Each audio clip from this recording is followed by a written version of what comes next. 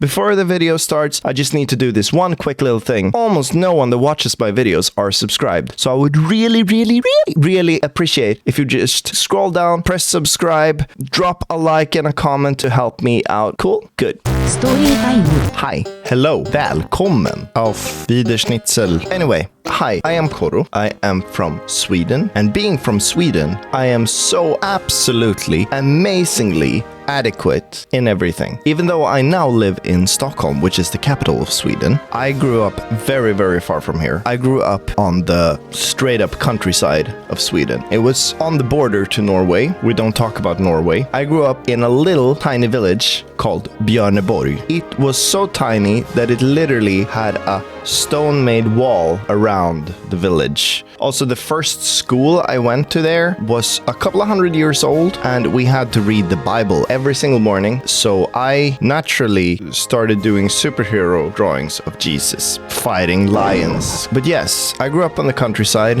It was not many people at all living in my village. And on my way to school every single day, I had to cross fields of cows to get to school. So I took my little brother and we went on our little journey through the forest, up some hills, through some fields of cows, through some more fields of cows, and then through a little forest, and then we were at the school. When you live in such a small place, recess during school is usually very boring. There's not much to do, and being from Sweden, everybody likes football. I did not like football. Football is very boring. I didn't like football. Nobody except me played Pokemon. Anyway, I hated football. It was so boring. So there was very little for me to do. Very few friends for me to hang out with. I didn't really have friends. The ones I hang out with, we were all just okay with being along each other. That's basically it. Our little school was placed right next to a big forest. I have no idea how big that forest was, but it was very big.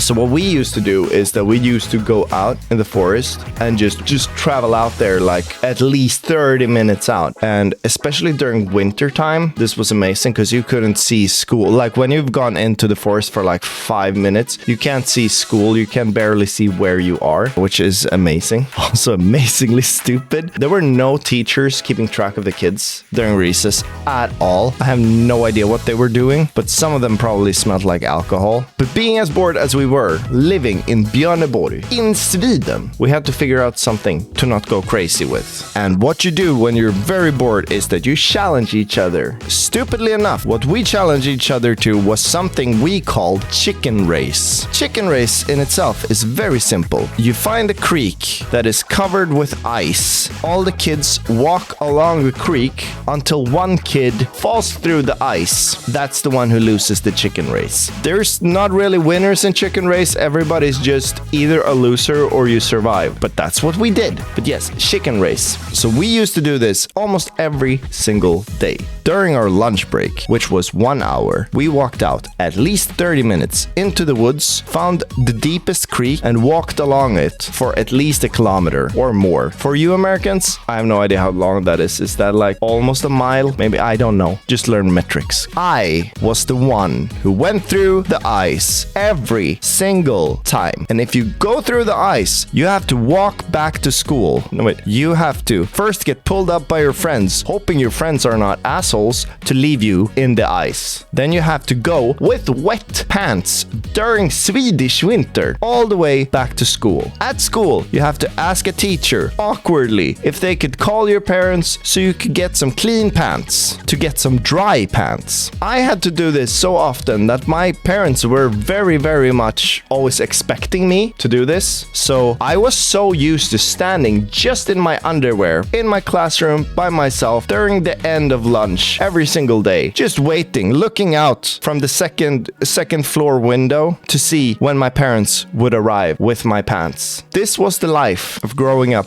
in the countryside of Sweden. But not just chicken race. There was also other things. Like once, the forest got so flooded that kids got stuck in the mud, no teachers were around. Another time, there was such a big storm that trees trees started falling all over the place. And I remember vividly seeing kids push each other out of the way from the big pine trees just falling down straight on top of them. It was good times. Very much recommend. And the one time where the electrical power plant just next to our school would catch on fire and then explode every second or third year or so. Happened 3 times when I was there. Good times. Good times. There were literally fire just racing on top of our school while we were just chilling there. You know, the normal country life. If you guys have any stories from your childhood or just weird stuff in general that has happened in your life, please drop them in a comment and I can do a readout for them at some point. I hope you've enjoyed this video and I will see you super soon with the next one. I have no idea what I'm gonna do, but I'll figure something out. Okay? Bye.